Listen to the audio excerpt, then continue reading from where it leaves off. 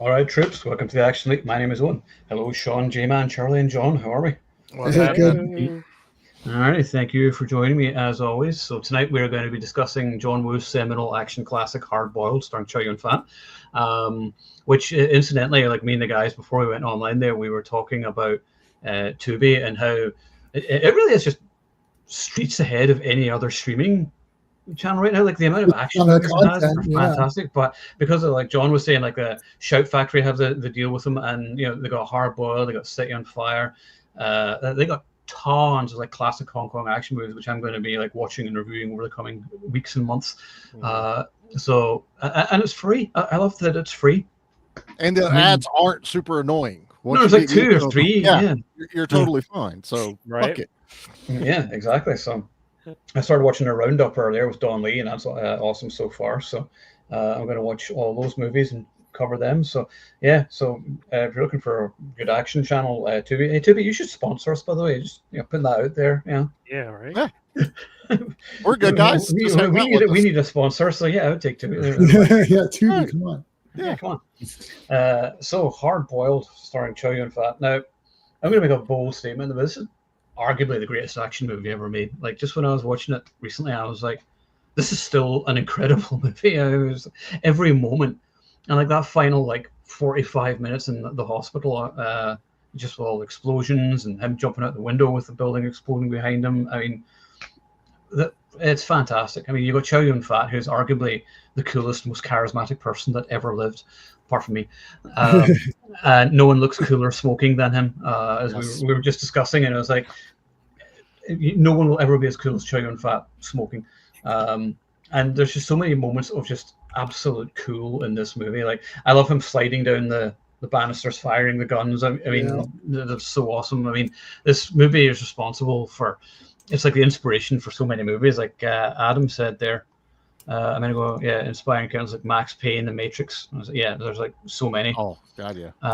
And then there's the sequel on the video game, Stranglehold. Yes. I've got that on Xbox 360, and it's actually awesome. And it really feels like it. You just go and just shooting the shit out of everybody, and I was like, yeah, that's awesome. I'm trying to think like what my favorite scene is, but it's probably the warehouse scene. When all the motorbikes are like flying all over the place and exploding, and when you're just watching it, you're like, God, I miss movies like this. It's true, they do not make movies like that anymore. The music's cool. I mean, I will put my hand on say it is very dated sounding and very much of the time, and it's kind of cheap sounding, but it's still cool anyway. But yeah, I had actually a couple of notes for this one because I knew I'd forget, which I did because I am jet lagged. So the fact that Chow Yun-Fat is called Tequila, which is just one of the best character names ever. But one of the shout-outs I want to make sure I made was Philip Kwok as Mad Dog, who's one of my favorite characters, like after Tequila, because he's sort of like a scary henchman type at first, but then he has this like totally awesome like redemption arc, right? Which is really cool. And whenever I was thinking when I was watching, I was like, oh, where have I seen him? He's General Chang in Tomorrow Never Dies. I was like, oh my God, so he is. So I remember that. Also, I had like a Mandela effect with this movie. I always thought Alan died at the end. He was supposed to. Well, spiritually, his evil persona dies. So there you go. Yeah. I guess because like you see him like on the boat at the end, but I always remember I was like, didn't he die at the end? Yeah. So like he kind of should have died because like wait, didn't you like murder lots of people earlier on in the movie? They were all bad guys, but still. Yeah. Not all of them. He did. Yeah, he did kill that one by accident. Bullshit. Anthony Wong is just amazingly deranged as Johnny Wong, just shooting innocents. I remember the first time I watched this movie, and he just like shoots all the innocent people in the hospital. You're like, holy shit! It's like, at that period, like you would never see a Hollywood movie do anything like that. It was like so ballsy and crazy. But that's all I'll say about it for now. I'll let you guys say stuff was around this. No, I'll shut my whore mouth and I'll let you guys go first. So, Sean, over to you. Hard Boiled. Hard Boiled. I had this on VHS. I think I had Killer on VHS as well. And I feel like that was a different a different subtitle job than what we have today. Because I just distinctly remember when the baby pees on him, he says, you saved the day, you little piss pot," and now your pee pee saved the day. And I get no one says piss pot. He's- No, he says it in said the piss dubbed pot. version. The Yeah, dubbed version on he says Tubi, he piss says pot, piss pot because that's for some reason the most memorable line of the movie. I don't know why, but Yeah, I always laugh whenever he says it. He's like, "You saved the day, there, you little piss pot. Thanks a lot." And the dubbed version. yeah, it is in the dubbed version, and it's in that VHS.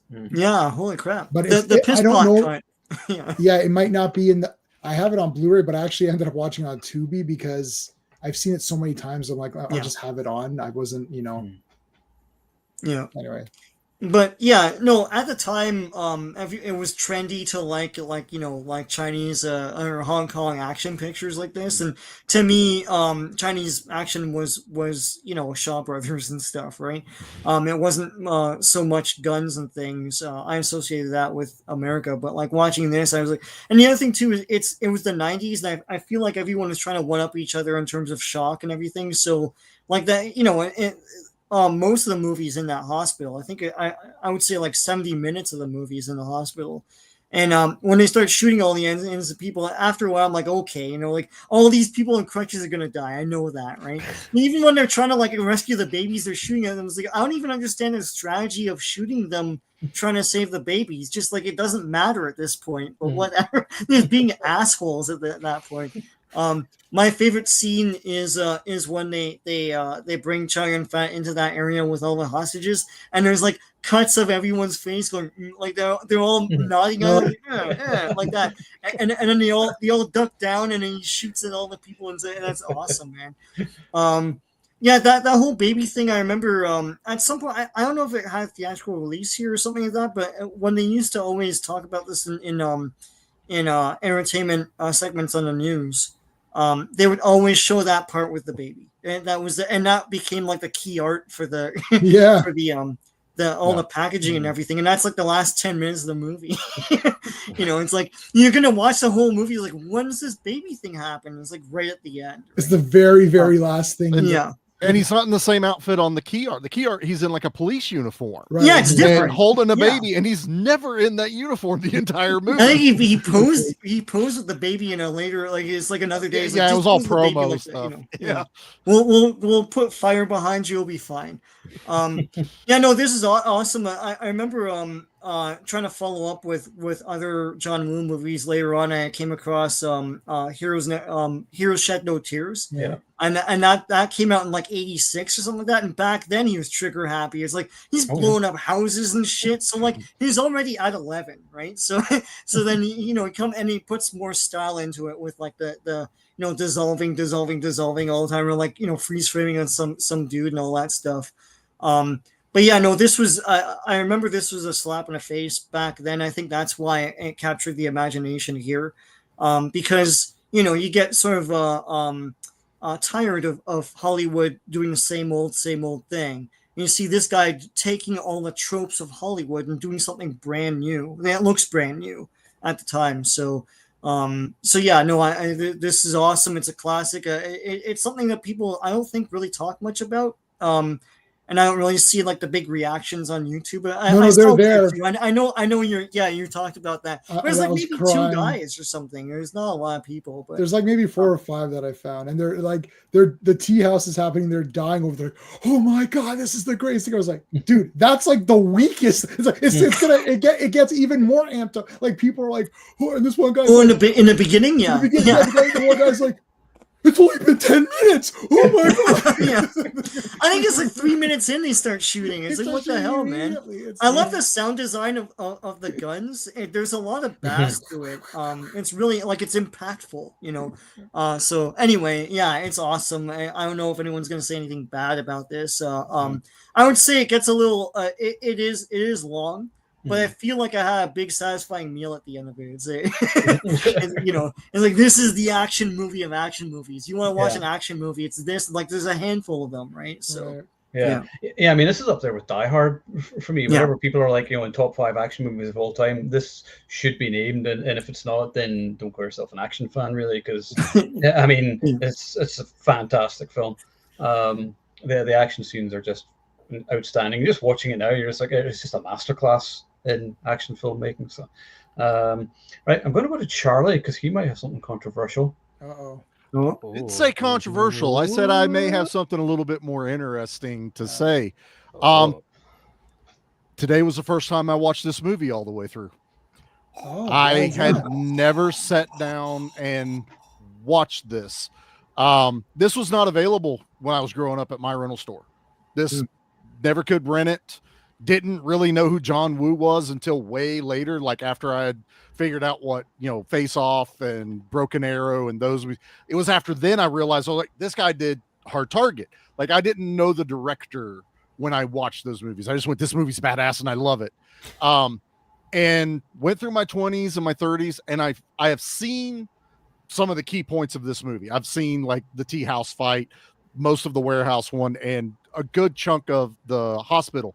But I have never actually sat down and watched this movie from start to end. And goddamn, this movie's fucking awesome. I was blown away. Yeah. So I said not super controversial, but it was going to be odd that. And this movie's not really readily available unless you're ready to drop like $50-$60 to get a DVD or a Blu-ray. And then some of them were region locked, so you had to be careful which Blu-ray you ordered. And so I never sought it out. And then whenever we found out this was coming, to Shout Factory, getting it, and you picked it, I was like, finally, I can see this movie fully. Number one, it was beautiful. The Shout Factory rip of this on Tubi is probably damn near the 4K, at least up converted. Just seeing everything that I knew John Woo for, like from Face Off and Broken Arrow, that stylized, like seeing the two shootout between the not Chow Yun-Fat guy. I can't remember. Is it Alan? Is that character's name? So Alan and Mad Dog. Tony Leung. Going behind the pillars and not quite doing the back-to-back that we all know, from the Americanized ones, but you see the start of it. And then Chow Yun-Fat getting the double guns early in this movie. I was like, oh shit, he was doing this early on. And then they make a joke. One gun makes you Superman, two guns make you God. And I was like, yeah, this is, and he never reloads in this movie. I absolutely love that. That was my whole, as much as people bitch about that in movies, I loved it in this. I went, please don't ever fucking reload. I don't want to see you drop one clip and put another one in, Chow Yun-Fat. And he's the only one. Everyone else reloads, does weird shit. I don't know what my computer's trying to do right now, being stupid. But I love this. This was awesome to sit down and watch all the way through. I'm with Sean a little bit. It's a tad long. And the only thing I will say is I had no fucking idea what the storyline was till almost the end of the movie, where I went, oh wait, he's hiding all the weapons under the hospital. The hospital's a giant front/hostage situation for when he needs it. And that gas doesn't do shit that he let off into the basement, because no one died from the stupid gas that he let off into the basement. But this movie was badass. Like, I see every bit of John Woo in this. I also went, damn, I'm sure Jackie's watching it with me, and I was like, I'm pretty sure that's John Woo. And it's the guy talking to him in the bar in between certain shots. I actually enjoyed the hell out of that. Just listening to him and Chow Yun-Fat talk was a lot of fun. I have zero complaints about this movie. I didn't think I would. I was glad I actually got to sit down and watch it fully and understand. And there's the start of one shot scenes. Like there's one where the camera doesn't cut when they're in the hospital scene. It's the wonder. It's awesome. It also felt like a fucking video game. If you ever played the Area 51s or anything like that in the arcade, where bad guys would just jump up randomly and you'd shoot them and they'd fall. There were like half a dozen bad guys that would just jump up, he'd shoot it, and he'd fall through a window, just video game style the whole way. And I was here for it. I had so much fun watching this movie. No complaints. Badass. Love John Woo. And I could see the start of what he becomes later in America. So yeah, that's my controversial take on this. Was I had a blast It's watching not controversial at all. Okay. Yeah. Yeah. I didn't want my card taken away because I knew about this movie and I had seen parts, but I was like, It's okay, Charlie. It's I'm okay. gonna, John, you didn't even see this in the theater, sir. So I did not see this in the theater. That's it. Yeah, it really did. I mean, that's the thing. Like, without John Woo, like, I don't think he gets enough respect even as a director. A lot of think Western audiences kind of sort of laugh at his movies or whatever, or the style, or whatever. Like, oh, that's stupid or whatever. And you're like, no, you're stupid. It's called style. Look it up. Yeah. And you know the balletic violence and everything. And he says that he likes the action scenes to look like a ballet. You know, and it's just really, really cool. He adds a little bit of levity to it too. Like when Chow Yun-Fat gets all the flour, you know, blown on him in the tea house fight, and he walks out wearing it. It's an emotional scene because his partner just died, but he's fucking covered in flour, Three Stooges style when he walks out. And that was Chow's idea as well to do that. Yeah, it's just so much fun. This was a great movie. Yeah. No, John or J Man, Whichever. We're all gonna say the same shit. Everyone's gonna say something. All right, John, go ahead. I do have two personal stories that are really fun for this movie in different time periods, so mine will be longer. So all right, so John, you go ahead and. Listen, like, what can you say about John Woo? Like, yes, you just said he doesn't get respect. I don't think he gets any of the respect that he deserves. He basically redefined action. You know how we talk about like John Wick changed the face of action, or Bloodsport changed the face of John Woo changed the face of the whole entire genre. If you remember, like back in the day, like before John Woo movies became a thing, or before anybody knew about John Woo, like, shootouts were kind of boring, especially like if we go back at listen, I'm a Dirty Harry fan, but like if there's like if you watch a shootout in Dirty Harry, then you watch a shootout in Hard Boy, you're just like, yeah, that one. Yeah, Dirty Harry was more about gritty realism. Yes, rather than it style, was. and Yeah, I get that too. But here's the thing: like, he changed the face in the sense that, like, a lot of times, like, movies would do like where the guy shoots and then a camera cuts and then you see the guy get hit. John Woo was like, no, screw that. It's all the same shot. So you got the guy shooting and the guy getting hit at the exact same time. Every death in a John Woo movie, especially in this one, is epic. Every time somebody dies, every time somebody gets shot, it's epic. They die magnificently. It's just like they're flying, they're flipping, and every time like when bullets hit like walls in American movies, they make holes. Here, things explode. It's like dude, everywhere. So like, awesome. There's flashes of light. It's insane. Like what he's like, you know what? I'm just gonna do the kitchen sink because I'm John Woo and I can do that. And I remember the first John Woo movie I saw was The Killer, because again, I was fortunate enough, my uncle owned a video store, and I think it was Tai Sang, which was a video label back in the day, that released The Killer on VHS, and my mom brought it home. This is before I was working for my uncle. She was already managing the store. She's like, here, I thought you might like this. I'm like, look at him. I'm like, I have no idea who these people are. I'm like, but they're holding, but him and I forget the other actor are holding guns to each other in the cover. And I'm like, oh, Tough Cop, One Ruthless Killer, 10,000 Bullets, or whatever. Exactly. I had that VHS also. Right. And of course it's the dub version, but it's fine because sometimes I don't feel like reading anyways. But I popped into my VCR. It's just like, I have no idea what I'm watching right now, but this is the coolest shit ever. Like, and John Woo knows how to do action in the sense that, okay, how can I make this action scene better? And like at the end of The Killer, all the bad guys are wearing white. So that way when the blood squibs go off, you really see all the blood going all over the place. And then for whatever, exactly. And like with Hard Boiled, it's like, it's just it is a little bit long. I'll totally agree with you guys there, but it's just it's a masterclass of what we can, like, with somebody with a mind and knows creativity. I mean, he created Gun Fu, the heroic bloodshed, bullet ballet. I mean, all those terms were described because of John Woo.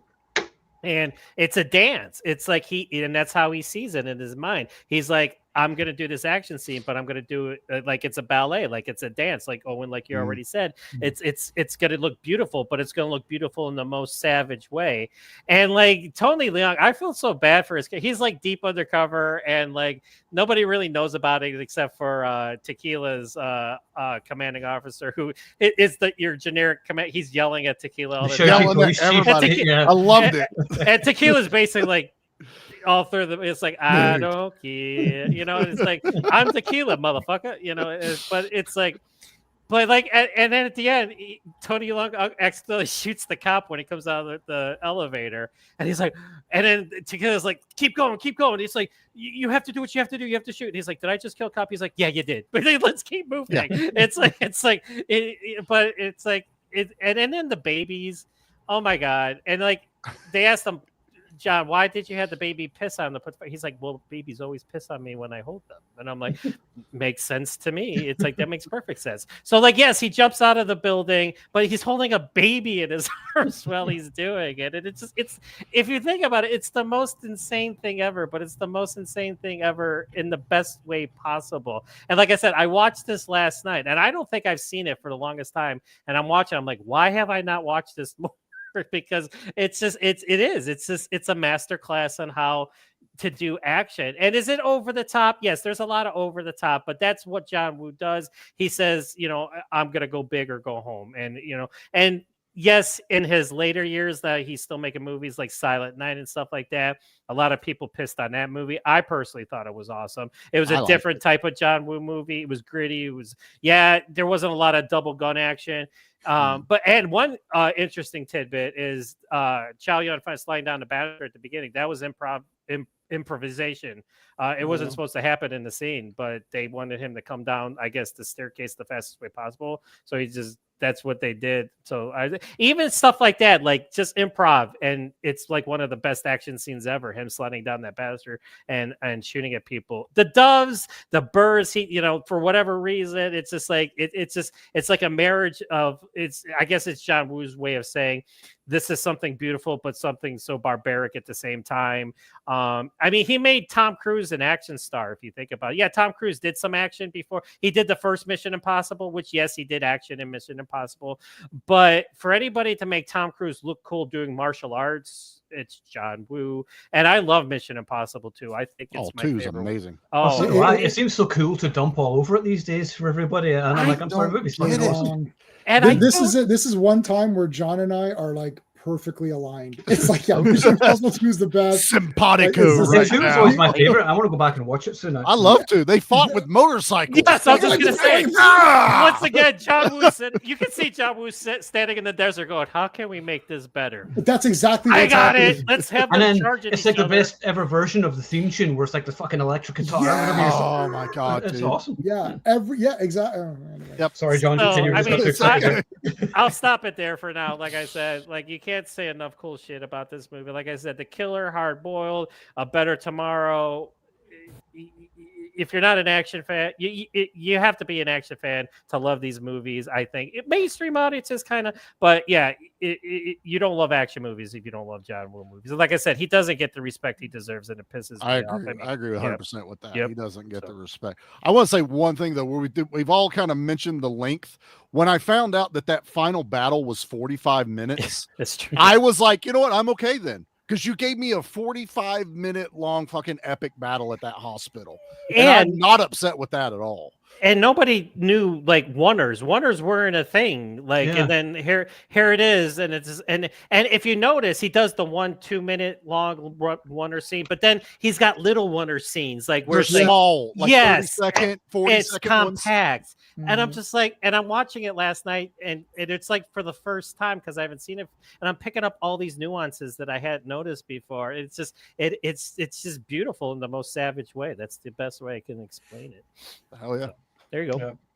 At some point, actually, because all the movies I think are on Paramount Plus now for Mission Impossible, including Final Reckoning, I think. So it might be time for us to do a ranking soon, which would be really hard. Oh Jesus! It's gonna be impossible. I just rewatched them all except for the last one. I'm waiting for like the super pack. I don't own it. I think I own part 4 on Blu-ray. I'm waiting for like the 4K. I'm waiting for final the and last I'll just one to buy come out. that, and then I'll watch them like proper. I just watched them this year.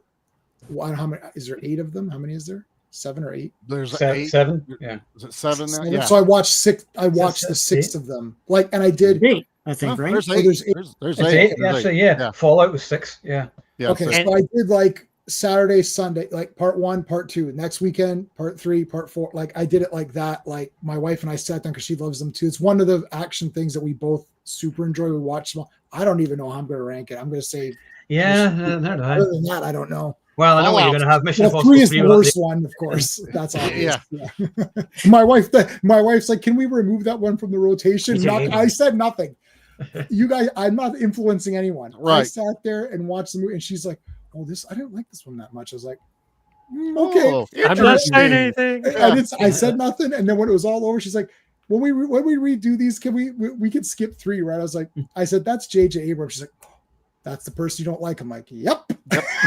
Jar Jar Abrams. And now There you you don't go. like him, yeah. But his You don't career's like been him over either. since She doesn't like him either. Yeah, I mean, his career's been over. He hasn't directed anything since Rise of Skywalker, and I was like, finally, everyone finally understands, but it's too late. He destroyed Yeah. like how many franchises? Like Exactly, Too late, yeah. Jay. Too late. anything with star in it. Yeah. Yeah. I think he's only doing producing or stuff like that, or television now, going back to that. So stay there. We don't give a shit. Where did J.J. Abrams hurt you? Well, Every to be movie- honest, I think Everywhere. he has zero talent. All he does is copy other people and reference other better filmmakers. And then doesn't have an idea, and it's like a mystery box. It doesn't know how to do endings at all. Yeah, I mean, really, I mean, he killed Han Solo as well, so fuck him for that. And he tried to be Mr. Star Wars. It's like, Yeah. it's like he tried to associate himself with Star Wars. Like he was the big guest star, presenting Star Wars stuff on TV shows. Without a single original idea whatsoever. Right. It was just all, like a Force Awakens. The Force Awakens is just a copy of, A New Hope, as we all know. And then Rise of Skywalker was just so lazy. Somehow Palpatine returned. Sith magic. Oh, look, clouds. Yeah, and what's that over there? it's right that he hasn't been directing anything since. And his Star Trek movies are an abomination of trash. I despise them.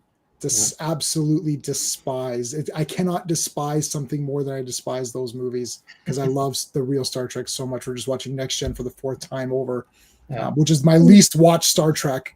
And it's 4 like the times BMX spikes in part 3 or whatever with Star Trek Beyond, was that what it's called? Oh, like yeah. Where he's on the motorcycle and he's running around. Someone lied to my face. My cousin, she's like, "Hey, part 3 wasn't that bad." I'm like, "Really? Okay." And then I'm like, "But you hate Star Trek." It's like, so I watched. That's no, the point. it's garbage. It's like you're gonna hate it. Yeah, you should hate it. If it's good Star Trek, you should hate it. I think it's worse than Nemesis, Adam. I really do. I didn't hate Nemesis, to be honest. I thought it was all right. It had its moments. It's a weaker one of Nemesis. the. It's way worse than that. At least it's the real characters. Right. At least it's the real Picard and Data and stuff. Exactly. Yeah, and it's Tom Hardy, so Yeah. So that's cool. Right, John, are you finished?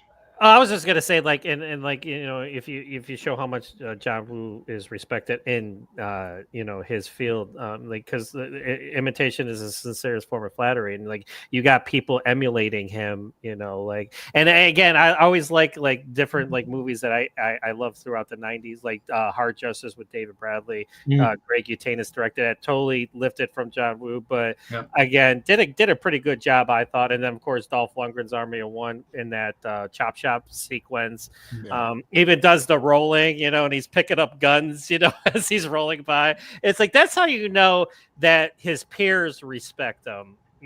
Mainstream audiences, they'll never catch up. But you never hear, like, filmmakers are always going on about Kurosawa all the time and everything. Yeah, Kurosawa was great and all that. So, Kurosawa's great, and I always go back to Jacques Tati and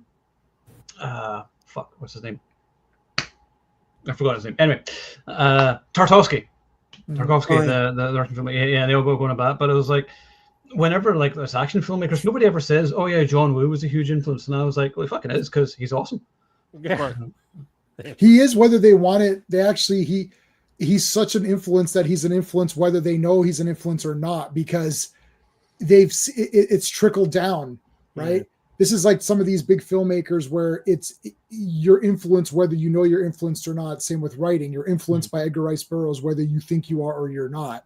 Absolutely. Right? Like it's like, no, I didn't read any. It doesn't matter. It's become part of the aesthetic of action. Like it is part, like now seeing the two guns or any of that stuff is part of what makes action. So Exactly. you are influenced. You might not know that. Yeah. Which is sad. And I think that's what you're alluding to. You're saying it's sad, the fact that even the people that are copying him don't even know that that's where it's coming from.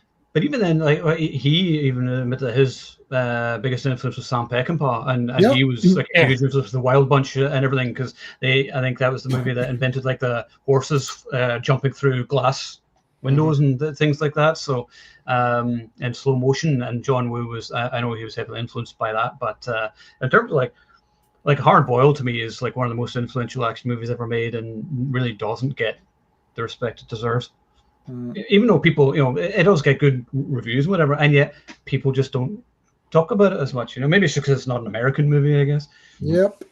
Well, it's like I was saying, like it happened to me. It wasn't readily available like everything else was. It and wasn't. That's sad. I mean, because I don't like when I was growing, like I was, because I'm older than you are, but it's like, and I got those on VHS, so I'm like, I'm kind of bummed that you weren't able to experience those. Like, well, I mean, when you realize how rural I live, it's lucky we even got multiple places to go rent movies, but they're not going to go for the foreign imports.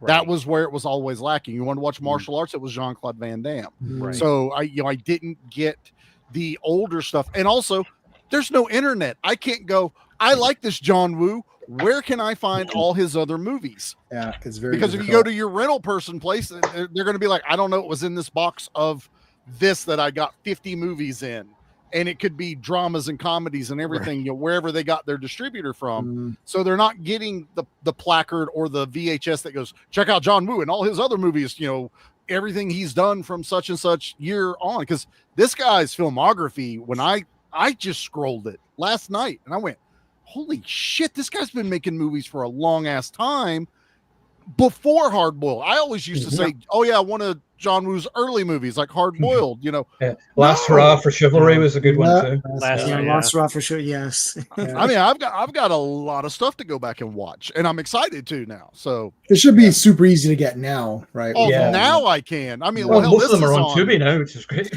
Yeah, this on Tubi. And this one I saw as part of Criterion now. So Hard Boiled is at least in that area of the internet.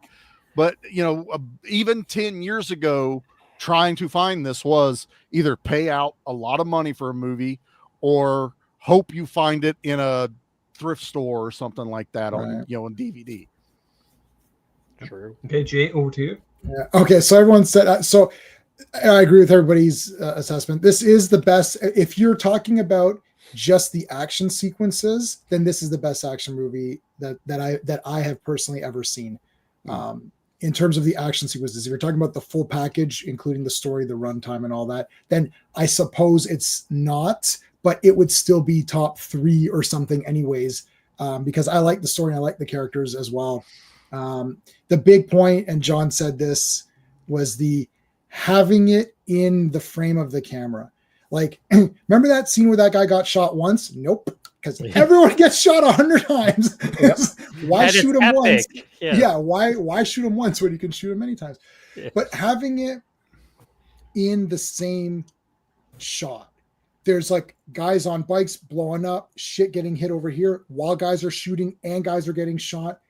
I love Dirty Harry, like big time. I don't want to throw that under the bus, because we'll say other movies which are not as action oriented as this movie have it, where it's like, it's like, and then it's like, they're cutting away, right? But seeing all this in one thing play out, especially in the enclosed section of the second action scene, like the tea house is pretty awesome, but they did move to different levels. That was awesome, just that one small, but it keeps getting bigger. So as the movie goes, they expand the location. So it's the little tea shop, and then it goes to the warehouse. I would accept the tea shop as a final action scene in some American movies. Owen, I literally agree with you. I was going to say that too. I was like, if that was the last, you're like, oh god damn, that was fucking awesome.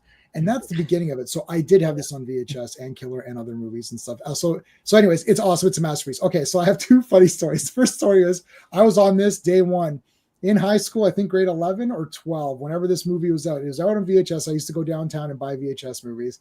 And I can't remember the guy's name. Christian, that was his name. This guy, Christian, in class, where he was talking, he'd come in and he'd be like, dancing to himself, like, what do you, like, I don't know. And so we'd be like, why is this guy like dancing like as he comes into class? So we were talking, and everyone's like, oh Jay, what'd you go get this weekend? I said, oh, I got this movie called Hard Boiled. I haven't seen it before. I don't know what it is, but I said it has the guy which is in The Killer. It's like, to me, John Woo wasn't the name, it was Chow Yun-Fat, which was the name. Right. So it's like, oh, it's got that. Oh yeah, it's got the killer guy in there. Yeah. And then Christian's like, oh, is that what, Hard Boiled? I was like, yeah, Hard Boiled. He's like, oh man, that movie's awesome. He goes, it's a masterpiece, right? And he's like, you got to tell me when I watch it. I was like, we've never spoken. And in high school, it's like, you got your people, right? Yeah. It's like, who's this guy, right? And it's like, oh, why is Christian talking to me? So I was like, okay. And then next week it was law class. Next week, he's like, did you watch Hard Boiled? I was like, no. He's like, and I've stolen this and used this my whole life. And I've said it to you guys, where he's like, I know you didn't watch it because you didn't come in saying how awesome it was. So he goes, when are you going to watch it? This is the second conversation I've ever had with this kid. I said, okay, I'm going to watch it next week. He's like, okay. I didn't watch it. Came back. He's like, did you watch it? I was like, no. He's like, Jay, when are you going to watch it? You have to, please. He was begging me. And he's like, please watch it. I guess he had no one to talk to, right? Like about this. I came in, I sat down, I was like, Christian. And he's like, oh, you saw Hard Boiled. It's like you lost your virginity. It's like, you saw Hard Boiled. Across your forehead said Hard Boiled on your forehead. You can see, like, I was a changed person. I was a changed man. He's like, you saw Hard Boiled. I'm like, I did. Oh my God, right? and this is this week. So then I've taken that. I was Moses or whatever. I took the VHS tapes, and I was like, okay. And I don't loan anything. I did loan this to our mutual friend Sean. Oh. And I either loaned it to him, and then he just said, no, I don't want it or something. And I was like, okay, you got to watch Hard Boiled. So he didn't want to take it. He didn't want to take the tape off me. So I bought him Hard Boiled. And these are like like what you're saying, Charlie, like $40 VHS tapes. Yeah. Right. So I don't care. You know me, I'll just buy it. I don't care. So I gave it to him. I was like, when are you going to watch this? And I bugged him every day. And it finally, stupid guy was like a month later, finally watched. He's like, oh, that was an awesome movie. He's like, I told you.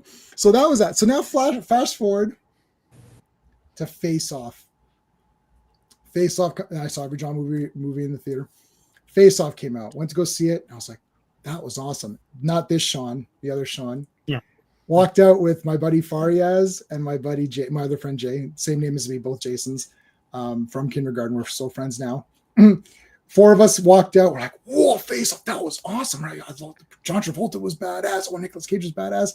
And then my friend Sean was like, oh, that movie was even better than Hard Boiled. I was like, hold on a second, Sean. I said, hold on a second. And now you guys know me by now. It's me. I'm the same person. I'm the same. If you knew me, I'm the same person. I was like, well, hold on a second right there. Let me stop you 1 second. I said, don't get too crazy about that. Settle down. I said, settle down. The Face Off's a fantastic It's a movie. good movie. I got this. I've got the CD of Hard Boiled. I got the CD of Face Off. I got the Broken Arrow soundtrack. I've got the Hard Target soundtrack. I had all those on VHS.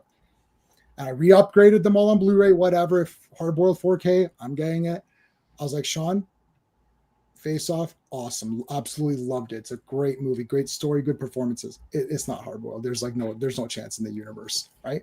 He's like, what are you fucking talking about? And Sean's laughing. I can already see Sean laughing because he knows how the other Sean talks, right? No, he's when you fucking talking about. Okay, 90-minute argument. Oh, listen. You know it's me. endurance. It's me, right? I'm not backing down. And it's not like a stream where you just shut me down or on text you stop responding, right? Like John just won't respond anymore. Oh, Superman sucks, and he just stops responding, right? So, but Sean won't stop either. Me and Sean are the same. We will not stop. So then you try to recruit the other 2 guys. I was like, Jay Farias, you've seen Hard Boiled.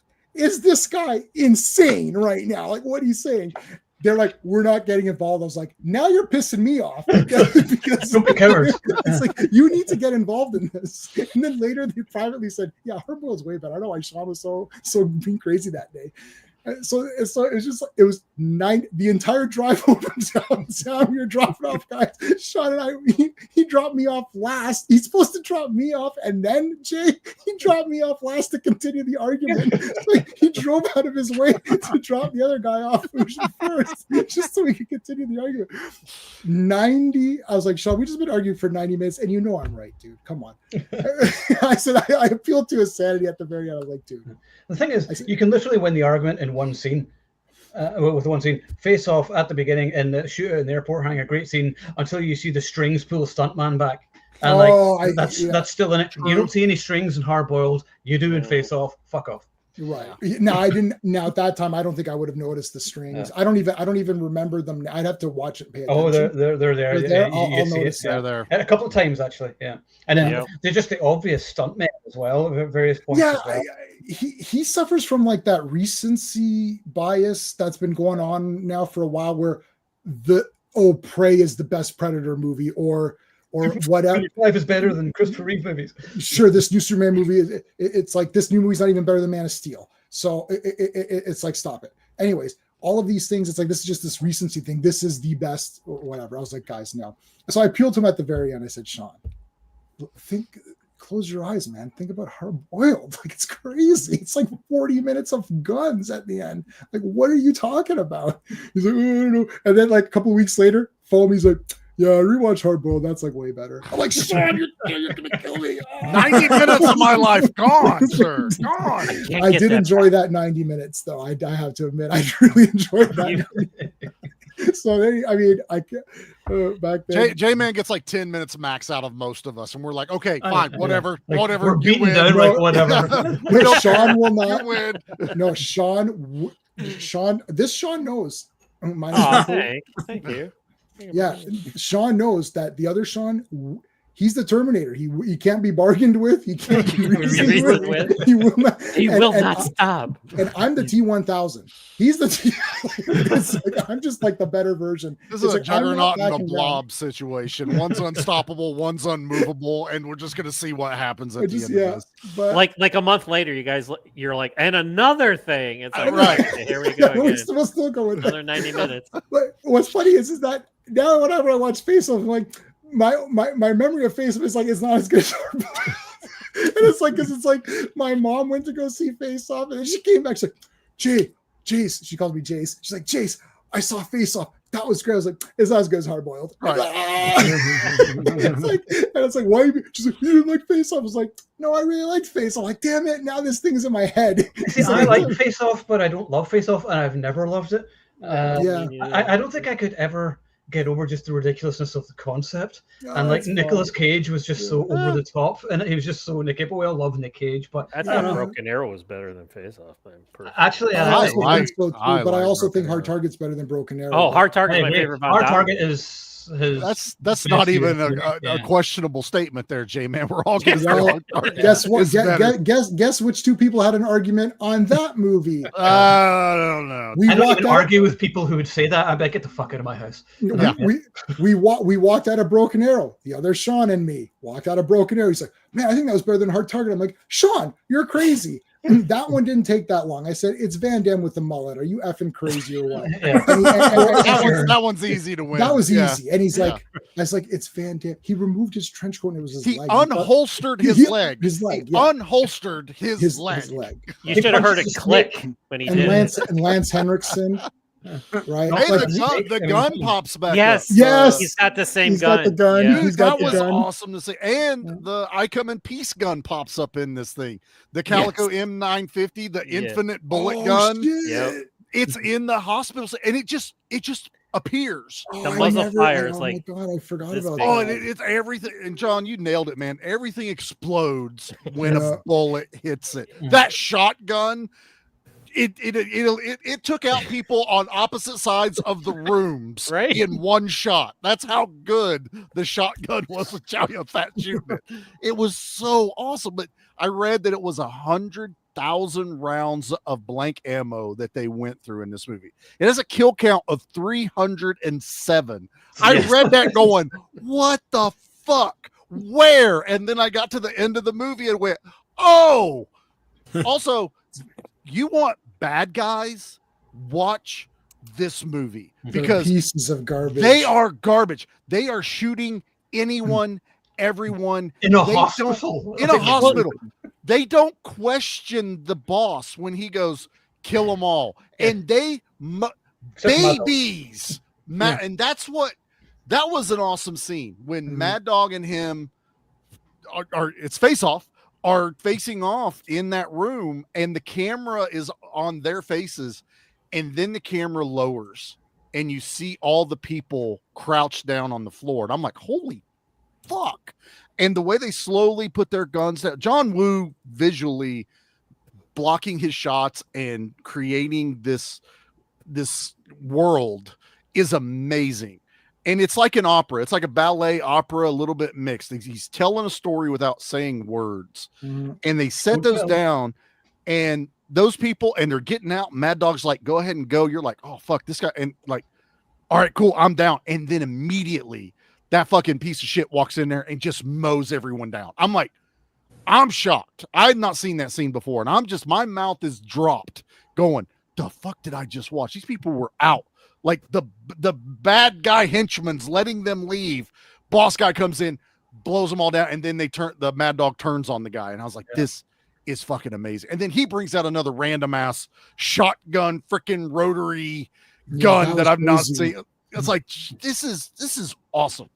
Like, it's a master class of action. Well, then and they're dicks for no reason. Like, there's no need to like. They're There's just no evil. need. Yeah. They're just evil, and there's no backstory. They've lost. Like, there's no getting out of this. Oh yeah.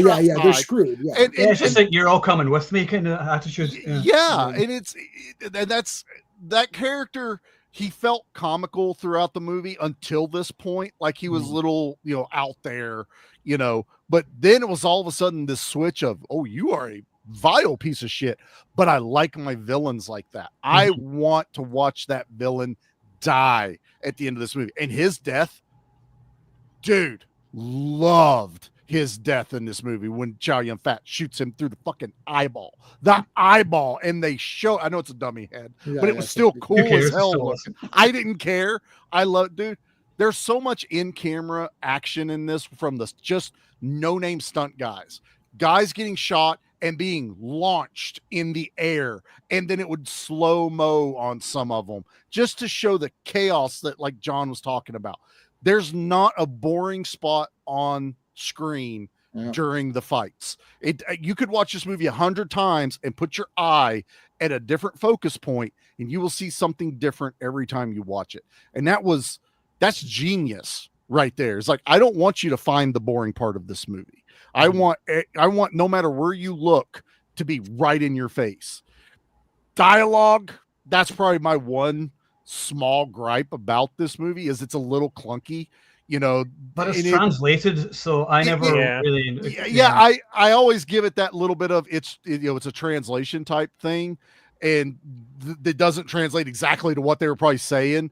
But there's also some scenes that even without translation, I was kind of laughing, like, this is a little ridiculous, but I'm having a ball watching him talking about killing that cop. Yeah. You didn't kill him. No, he's fine. No, it wasn't a cop. You're totally fine. Yeah. Go, I killed a cop once. Oh yeah, I heard about that. Yeah, it was this thing. Did I kill a cop? You sure as fuck did. Now let's go do shit. Yeah, but that entire sequence, they're in one room shooting everybody. They go up an elevator and then they start shooting more people. It's still going from that one camera take. Still talking about. Also, if you look real close when they get in the elevator, a dead body rolls because it was laying in the elevator door, and you see the person roll their body out of the way so that the doors can close because it doesn't cut. Because I was like, did somebody just fucking move? And I backed up, and you see this body roll out of the way, and the doors close. He's dead from before. So he's dead from before, but they were like, you're in the way. Roll.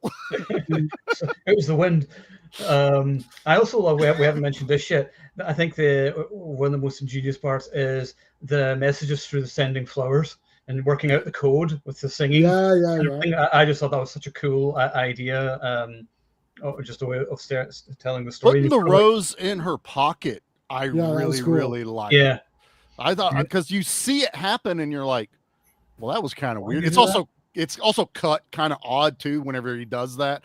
But I'm like, and then later when she pulls it out, it's like, you've had it on you the whole time. You could have emptied this place 20 minutes ago and we'd have been in a better position, but you just found it. I liked her.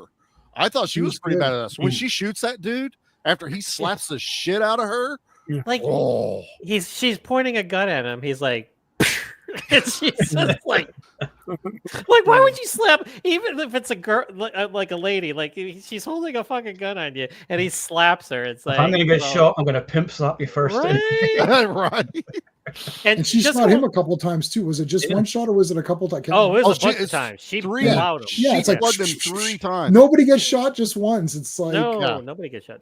Even the Anthony Wong, when you talk about Charlie, him getting shot in the head, he shoots him in the head, and then he shoots him again when he goes down to the ground. It's He like walks up I to think him. the shot to the eye pretty much covered that base. But I think you nailed it. No one gets shot just once, Right. unless I mean, even our heroes. Well, Chow Chow Yun-Fat in a Yun-Fat, John Woo movie. Yeah. Everyone gets Chow shot 50 times. Yun got shot one time, but that's to show he's not Superman. Right. Basically, that's the whole reason he got that shot. But you know, Alan got shot multiple times. He got a whole shotgun blast down his yeah. back.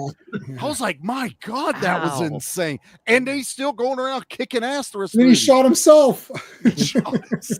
But why did he shoot himself in the gut? It's like if I was gonna shoot myself to like distract so that way he could. I would have been like, but leg. like you could have seriously. I mean, not saying that you can't die from there too because it can hit some or do something. But it's Yeah. like a gut shots are pretty much 99%. I think he wanted to die, and then He probably did. He did. I think that was the thing. He's like, Yeah. I've lived long enough. He's like, damn it, I'm still alive. I guess Yeah, I'm gonna and go then- sailing. What And, I He read needs to that forgive himself or whatever. John Woo intended for him to die. That was Yes, his he did. plan. Yeah. And the studio and even Chow Yun-Fat was like, no, he needs to live. We need this hero moment at the end. And even he fought it so much, even though he agreed to it. That's why the ending is a little, if you think about it, it's a little ambiguous. That Mhm. it could be him. Have you ever seen shit? I know you're gonna say like he's dead, and it's just like he's in heaven now. Thinking Yeah. like this is not There's- really real or whatever. Just the memory of him God. is alive.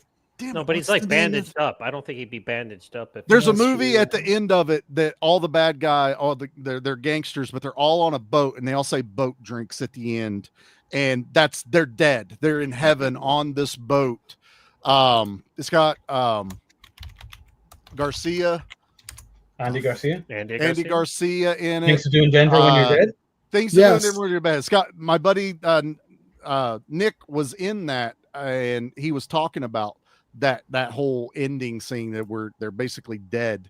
And that's the end of the movie. And he always said boat drinks to everybody whenever you met him. But that's how I felt. I took this ending. He's on the sailboat. He's all in white. They say the thing where he's like, I'll just go to Antarctica. You know, it's like, that's a random ass place to say you would just run away to. But I took it. It's kind of like Chow Yun's fat way of like, yeah, he's dead. It may look like this is like the studio thinks I kept him alive, but he's actually dead. Yeah, that makes sense. Yeah, with Gary saying, yeah, I agree. I'm so sick and tired of the sympathetic villain, and the sympathetic villain is fine occasionally, but people have kind of forgotten how to do like a really good bad guy, so to speak. They're scared to do it. I think they're like, Yeah, Well, okay, shoot. they're offending somebody because somebody like, I'm offended because this is offensive to such and such or an idiot or whatever. Right. Yeah. Well, it's like in that scene you were talking, Charlie. Did you mention it, like where he mowed down like the innocent people after Mad Dog lets them go. Bad Dog let him go. But yeah, Yeah. did you hear what Anthony Wong says after that? He's like, why did you do that? He's like, I'll kill anybody that gets in my way. And I'm like, the guy's on crutches. Just give him a second to get out of the way. So you don't get out of your way. He's like just a on bastard. crutches. It's like- The fact that his Just arsenal is in the slightly to the right. hospital. Yeah. Yeah, like, the This was fact- all planned. That was Yeah, the, yeah, big, yeah. the big reveal for me, because I was trying to find the underlying story, because it's pretty much just gangs against gangs, and Yeah. then Chow Yun-Fat and this undercover cop, you know, finding out who each other are, and then teaming up unwillingly for the first part. But I was like, what is the big what's the end game here? What's the goal? And then they end up in that secret room in the morgue, and I'm just like, the fuck is going on? Like, what is happening? And then they finally drop the info of, oh yeah, they built this thing under this hospital. They're looking at blueprints or something, and they built this entire fortress under there. And then you see all the weapons, and I was like, oh. And then it's like, oh, he has built-in hostages. His contingency plan, if he ever finds out, or anyone finds out, we'll just blow it all the fuck up. They'll, you know, who gives? He even drops a line of, next time I'll put it under a police. Yeah. I was like, damn. Yeah. Well, even when they used to have a somewhat sympathetic villain, there would be another villain who was bad. Like, it wouldn't be the only villain is a sympathetic one. Like, there would always be, you know, like Mad Dog was like, well, he showed a little bit of, you know, like honor at the end there. It's more honor than sympathy, I think. I like how you said that. Yeah, it's a little bit he's at the like, very I'm end. badass. I don't need to kill innocent people. It's Right, like, I'm going to kill that's somebody who's worthy. Yeah, I can kill someone who's going to be a challenge to me. Yeah. Even the way they shot that was great, because they both land and they're pointing, and then the way the camera is, it's like this. So you don't see, like, why are they not shooting? You see And then nothing.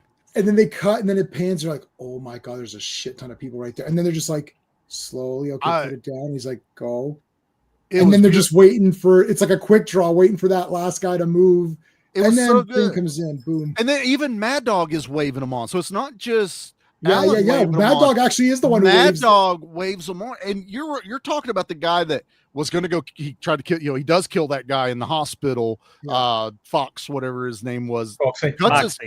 Foxy. Cuts his throat, blood spray up on the wall. This guy's a piece of shit. This guy's also been shot like 200 times in this movie, and he's still going in this thing. When your name is Mad Dog, you are invincible. It's like Mad Dog in the Raid is also the same. I was just gonna say that. Yeah, dude, I love Mad Dog in the Raid. That guy's badass. They're tiny. They're not like big guys by any stretch of the imagination, but they're like ferocious Wolverines. It's like, when he gets that fight in the John Wick, was it part 3 where he's one of the twins? Mad Dog does. Oh, dude, that's insane. But no, this one I liked. I wanted to hate the villains, even the no-name henchmen just mowing people down. I was cheering every time they got shot and blown through the building. And then it's also comes a point where I'm like, I don't know who's good or bad. Like, people are just flying. There's a couple times Chow Yun-Fat and Alan are shooting, and I'm like, I don't know if those are bad guys. I really can't tell. How do you because there's like cops, there's bad guys, one's dressed as a doctor. It's like they're I think their thing was like, if they're pointing a gun at me, I'm shooting them type of thing. I mean, that's fair enough, but there was times where it's just like, I have no idea who is good, who's bad. It's just all out chaos. And then they're just the babies in this movie. I don't know. And they're putting the cotton in there. The cotton in the ears. I just want to ask John Woo why. Like, what was going through your head where you went, this movie's missing something?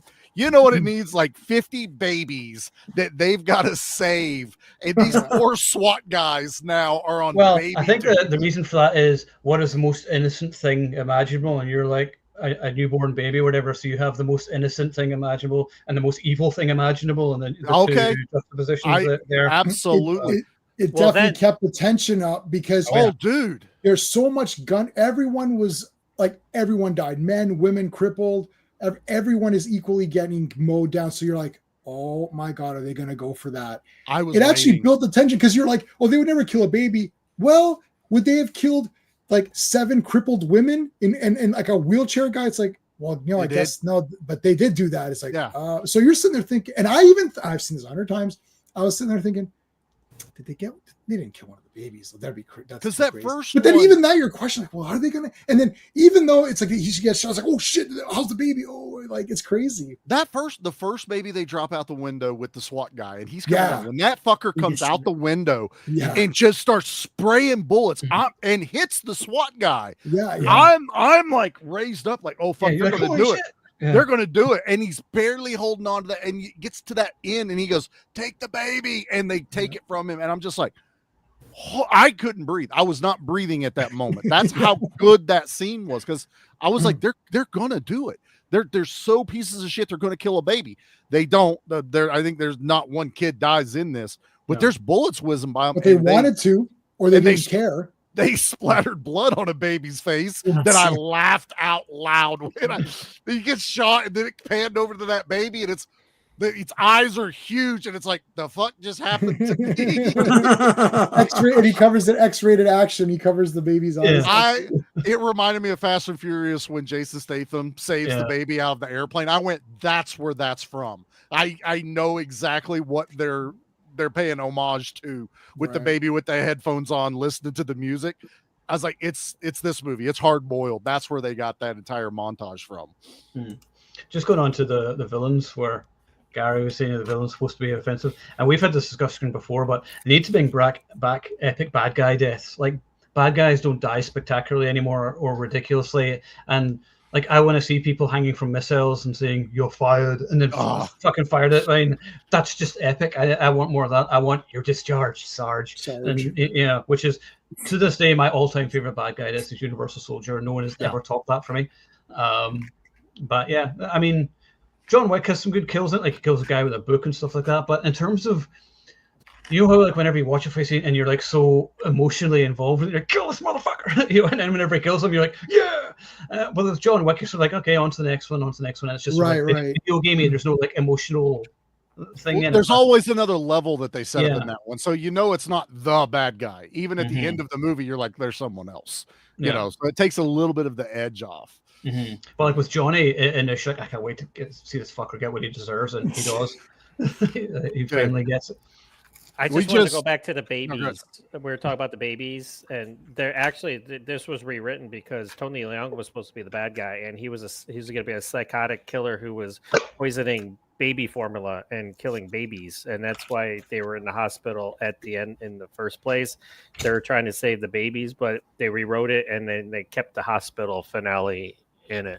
So that's dark as fuck right there, man. That's what John Woo said. John Woo said, "This is ridiculous. We're not doing this." And then he just totally like you have to think, maybe that won't make money.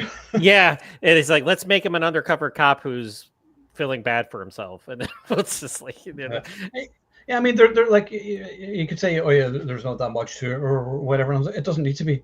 It's a tale of redemption for Alan, and just, because of all the shit that he's done being undercover and whatever. And there's something about undercover movies I always find there's just that underlying tension all the way through it. You're just like, is it going to get caught? Is it going to get caught? And you just never know. And there's just that thing that just keeps it going, and that's what works about them.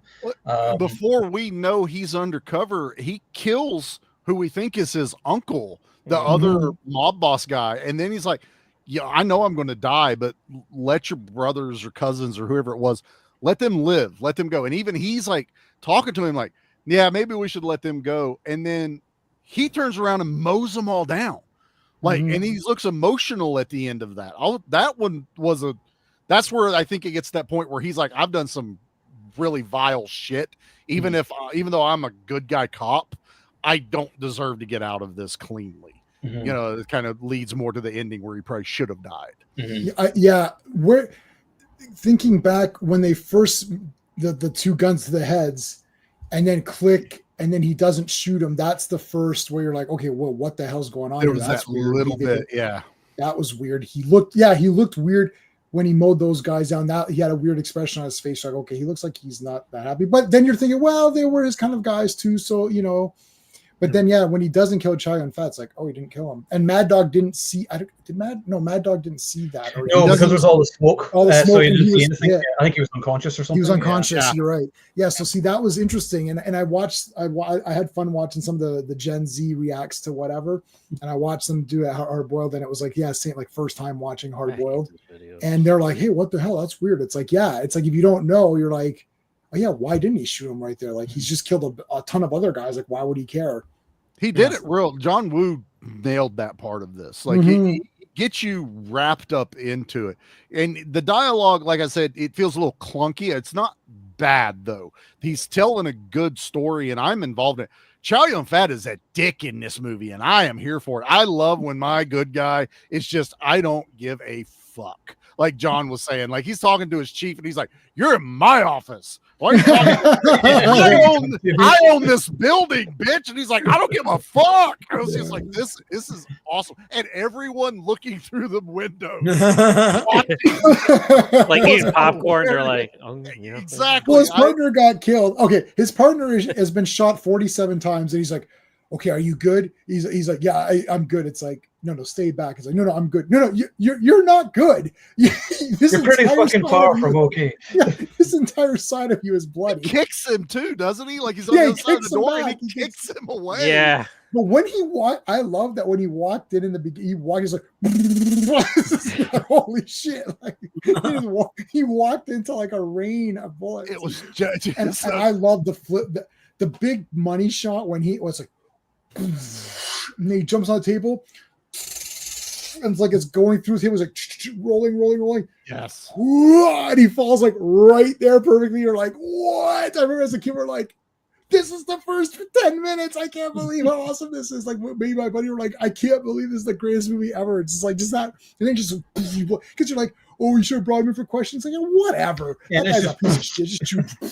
him in the face. Or Camera. you got Chow Yun-Fat leaping over a flaming bike coming towards him. Like, that is badass. He's like, I could just jump over it, or I could leap and fire my shotgun as I go over it. It's like, yeah, That's maybe my favorite moment of the film. Actually, I love that. I love scenes like that. yeah, because There's it's two like of those, right? Like John Woo because the gives next you guy more. jumps. He's like, I could do this, but this is so much better. It's like that's why he's I such a read great that they filmmaker. reshot the scene of Chow Yun-Fat running with the explosions because the first time the explosions were happening too far behind him, and then they redid it, and John Woo's actually the one pushing the button, and it's getting closer and closer to Chow Yun-Fat, and they got done with it, and Chow Yun-Fat got done, and he looks up and he goes, "Did we get it?" And they went, "Yeah." And he goes, "That motherfucker." He's like, "You're fine. We got the scene. Shut up." Just like, let's move on. Yeah. You gotta suffer for your art. Like the power for shock, but I had to die, damn it. Yeah. And Terminator 1 smooshed that damn robot. Yes. Yeah, I mean, a great kill, but that's a villain that we know doesn't give a shit. It's an unstoppable killing machine. When I got my gangsters, I like knowing that no matter what, they're gonna do what they need to do to get out of it, and that's what this guy does. Like, if I'm going to escape, I'm going to kill everyone in here if I have to. I don't care. When he launches that C4 down into the bottom after blowing that hole up into the air duct and everything, I was just cracking up at just some of how it felt Looney Tunes at one point, and then it just turns right back into badass action, and I don't give a shit how Looney Tunes it felt. I was waiting for Acme to be on every one of those C4 bombs, and I don't know how the timers work, because the timers were going up in time the whole time. Like, I don't even know how much time we have left, or any. This guy's like, go ahead, run them around and just stick them anywhere. It'll be fine. We're just going to blow everything up. But every action movie needs to have conveniently placed oil barrels everywhere. Like, anytime you watch any action movie, you see like the blue barrels just everywhere, and there's going to explode at some point. And you just someone brought that to my attention years ago, and I've just noticed it every time I watch any of these old action movies. I'm like, oh yeah, there's the barrels. Just wait to see what happens there. When they blow up, they go up magnificently. It's like they fly, like they launch. Like all over, launch every. It's like when there's a car chase and there's a produce vendor in the street. You're like, that shit's done. Well, you get that, or if there's a pile of skids, some car's going to go up in the middle of air. It's the Delta Force scenario. Every time the buggies jump over something, there's a pile of boxes or crates, so it's hiding the ramp so that the dune buggy flies into the air. It's like every time, it's the canon way of doing stuff. Wayne's World 2, it's like, you got to make sure there's plenty of crates stacked up here, and it's like, well, we just got to make sure that this glass is being moved back and forth. Got to just make sure that we're moving it always to the right particular reason. No particular reason at all. Interesting. Okay. That was the strangest at the time. Where's the glass? Damn it! Start walking. Oh, Keep- Has anybody, just random subject change, but has anybody seen The Naked Gun yet? The new one with Liam Neeson? I have not. I heard good I'll things watch it about on streaming. I think. Yeah, I was sort of like, I don't really care about seeing it in the cinema. I was like, No. going to the Yeah. movies is so expensive now. I'm like, I'll just wait. And it's more comedy than action, so nobody's like, why didn't you review this? I'm like, yeah, I'll maybe when I hit streaming, I don't really care. It's one of those things. Like I'm surprised it didn't go streaming. Like Yeah. this got a theatrical release. I'm like, It's been a hit though, so I mean, it's nice Yeah. to see a comedy actually make money and actually get out, because like most comedy doesn't really exist anymore. It's not Or really shite. no. politically incorrect comedy. 'cause Yeah, they don't get exactly, any- and that's the only decent kind of comedy. So Otherwise, what's the Because point? that's what's funny. exactly. So next week, is it Rolling Vengeance we're doing, and Yes. we're doing Heat the week after? Yeah. We're doing Rolling Vengeance next. Yes, Rolling Because Vengeance. I just got Heat on 4K and I'm Yeah. off. I'm on vacation that entire week. I'm Yeah. still going to come to the stream, but because of my vacation, I can watch a 3-hour 4K movie properly versus like Enjoy it. Yeah. I just watched Rolling Vengeance right now before starting the stream. I'd never seen it before. Oh, really? That, So- that movie Oh. gets me so fucking stressed. I was watching it earlier. I was super stressed. And I was just like, I hate these fucking guys so much. Right? I was incredibly stressed, and I had a stressful day today. Yeah. Oh, that makes it work. And I thought, let me sit down and watch this because this is a cool movie with the big truck and all that. And I was like, I didn't know what it was. Literally while it started, I was like, wait a minute. And I actually paused it. I never do this, but I had See, to. I had to stop it because I was so annoyed. I was so annoyed. No, I paused it. I'm like, I'm gonna read on Wikipedia. I was like, this is a revenge. I was like, oh Yeah. man. I was like, well, I've already started it. Let's just finish it off. And I was so angry. And I was like, I can't wait to see all these people die. I love horrible it. deaths. Anyway, to be continued To be next week. continued. But One yeah, hundred yeah, percent. yeah. today. Talking about it. What are you doing? I'm not saying shit. So yeah, then Heat, and then a week after we Firewalker, just because I randomly watched it on the plane yesterday. So, I swear to God, you guys make me laugh so much because I'm always at work and I can't respond, but I can look at my phone real quick and I always get your note. And like you guys, I'm like, I have no fucking idea what we're watching for next week. I'm like, I'm trying to go through it and I'm like, what are we talking about? And I'm Rolling It was Vengeance. supposed to, well, Charlie thought it was Rolling Vengeance, but I thought it was Heat. But I then thought I that's said, what can we we said. swap it? Because Yeah. Yeah, it was going to be Heat initially, and then once you Was it? said that, I said that's fine. So, So Rolling Vengeance is next week. So Rolling Yeah. Vengeance is next week, and then Heat the week after, and then Firewalker the week after that, and then we'll worry about what's next. I'm writing it on my calendar as Yeah, he right. just said it right there. I'll write Firewalker as well. Yeah, I have So it's Rolling surprised that Vengeance, Heat. I can't believe I've Firewalker. actually remained awake tonight because like I'm so jet lagged. I nearly fell asleep at work. Oh, there's Brennan. Hey, Brennan, What's up, Brennan? what's going on? Just in time for the end. Sup with you? Anybody have any cool streams or anything coming up? We're I, doing. I actually have something to talk about that's pretty cool. Before I got on this with you guys, I have I just talked to William Kaufman for Osiris and Linz Edwards, who plays Nash in the movie, and that was a great fucking conversation. Oh, yeah. It was like, yeah, so that's pretty cool. I was Awesome. supposed to speak with William, and but we were like texting back and forth, and then it didn't happen. So I was like, "Oh, the movie's out now." So no. I harassed him, I guess, because I asked Yeah. him before, and he said yes, but then it didn't work out. And I was like, so I Yeah. texted him 2 days ago, and I was like, hey, and it was like, so I'm yeah. too busy with like my day job and everything else. So I was like, "You have a window Me of too. opportunity, and now I'm too busy again." So it's like, Fair "It's all right, enough. maybe for the next one, whatever." Wow. Yeah, do you know what you got? You used to do a good cool one on a Sunday, We're doing Green Green Knight. Night Green Night. on Oh, that was a good one. Sunday.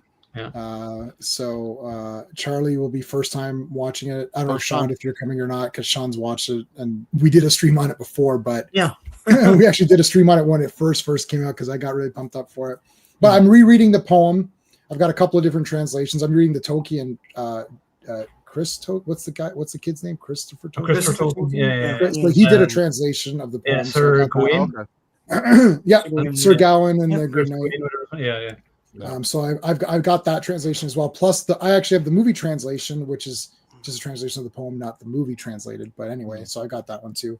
So yeah, that's what we're I'm doing. going in blind, so I'm know so nothing excited about it. because Owen and Ed, I had them over. Yeah, And we loved I it. usually Yeah. try to watch.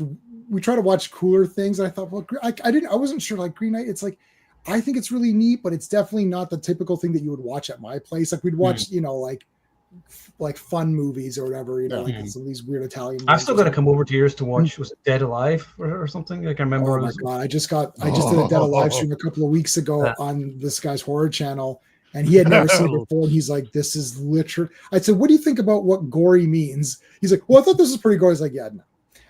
Yeah. We'll watched show Dead you. Alive- yeah, Dead Alive unrated. He's like, this is like the hard boiled. Dead Alive is the hard boiled Of gore. Of gore.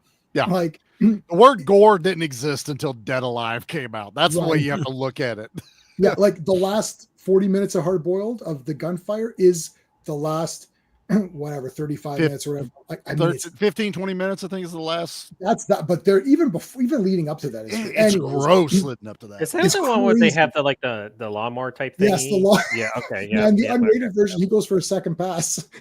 In the original version, Fair he goes enough. Fair through, enough. he You see, I lawnmowers haven't it. seen it at all, so like I definitely need to, Oh, to watch it at some point. It's Anyway, good. It's an experience. Let me tell you. Peter Jackson, man, it's awesome. Yeah. Oh, yeah. Right. Absolutely. Where the hell is he now? Anyway, like I think he just produces Rich. stuff. I'm like, Well, Rich.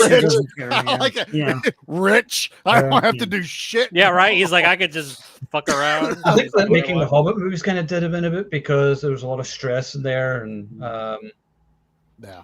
and he wasn't even supposed to direct it. It was supposed to be Guillermo del Toro, so I think there was all kinds of hassle there, or whatever. But I thought he was a great director. I'd love to see him do more stuff. Go back to doing some Absolutely. horror.